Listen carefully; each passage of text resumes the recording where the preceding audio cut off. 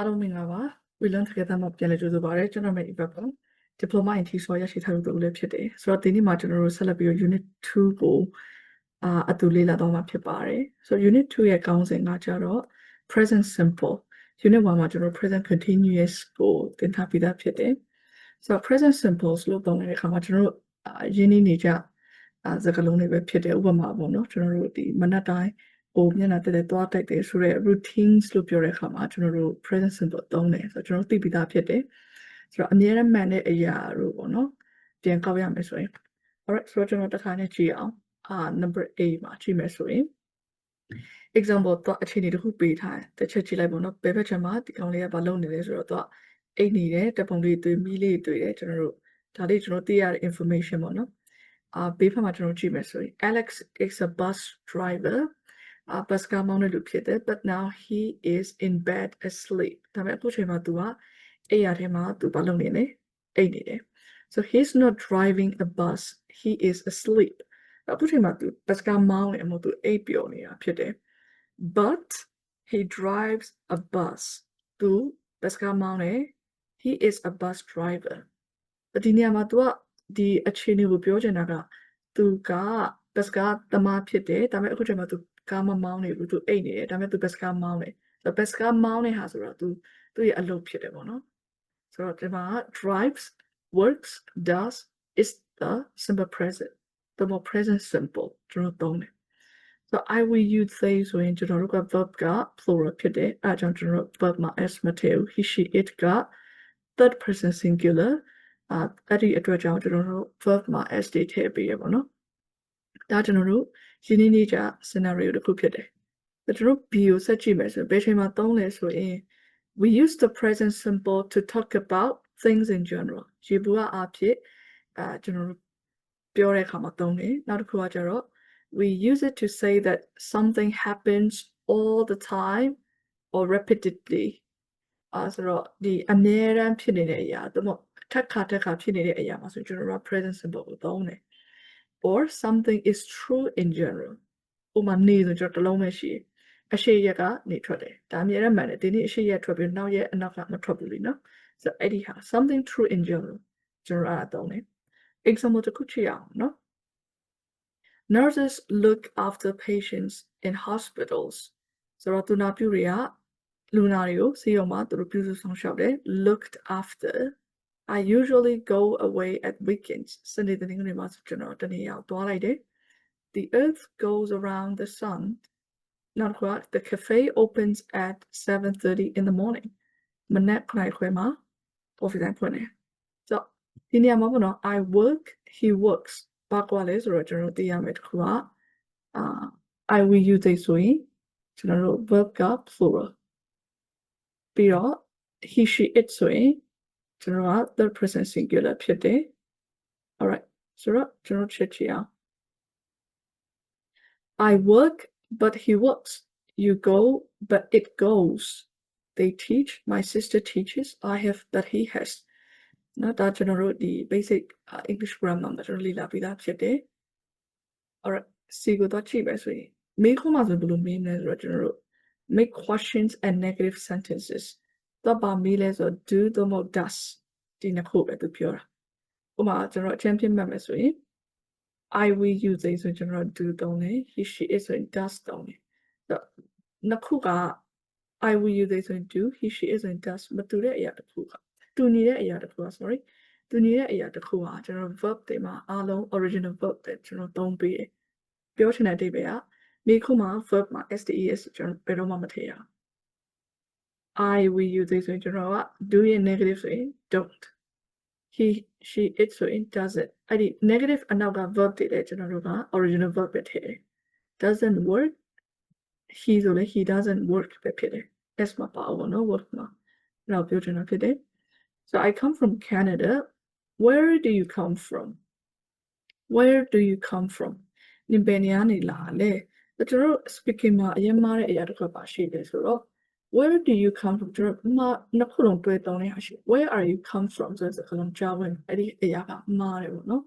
ဘာလို့လဲဆိုတော့ come က verb ဖြစ်တယ်ဒီ are က verb to be နဲ့ verb အဲ့လိုမျိုးကျွန်တော်သုံးလို့မရဘူးဆိုတော့ဒီ are နေရာမှာအမှန်ကဘာဖြစ်ရမလဲ do ဖြစ်ရမယ် do ကိုဘာလို့ရွေးလဲဆိုတော့ subject က you ဖြစ်နေတဲ့အတွက်ကြောင့် where do you come from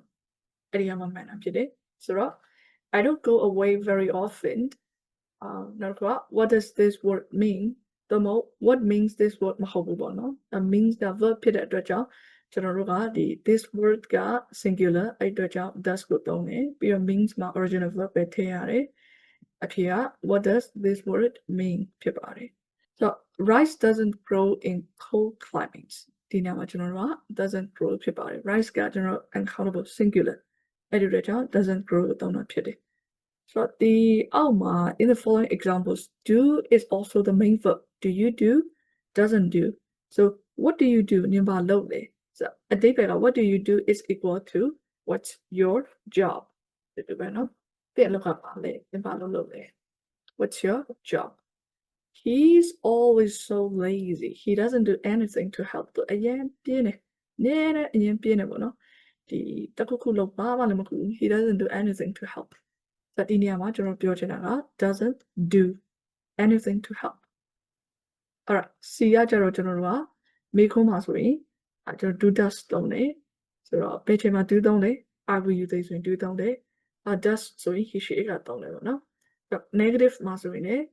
don't do ဆိုရင် don't does ဆိုရင် does it သူနောက်က verb တွေကကျွန်တော်တို့က original verb ပဲသုံးတယ် base verb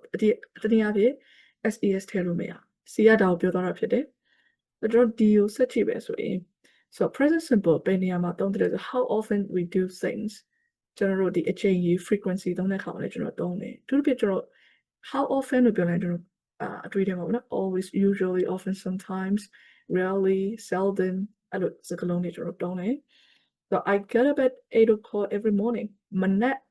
7 နာရီတိုင်းမှာကျွန်တော်အိပ်ရာထားတယ် get present simple အကြောင်းမှာကျွန်တော်သင်ခဲ့ရတယ်ဆိုဘယ်လိုပြောလဲ verb 1လို့သုံးကြတယ်ပေါ့နော်So every morning မနက်တိုင်းမှာ7 နာရီဆိုရင်သူထားတယ် How often do you go to the dentist သွားကြအောင်စီ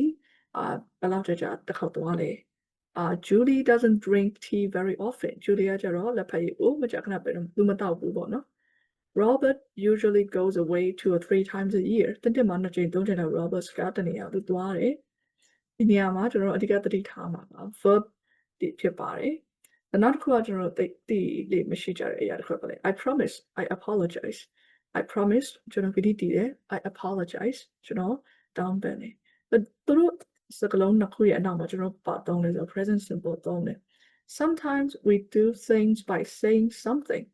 so for example when you promise to do something you can say what တခုခုကတိပေးတဲ့အခါမှာကျွန်တော် I promise ဆိုရသုံးတယ်I promise when you suggest something တခုခုအကြံပေးဆိုရင် I suggest ဒီလိုသုံးတယ် so I promise I won't be late ကျွန်တော်မနောက်ကျဘူးလို့ကျွန်တော်ကတိတည်ရယ်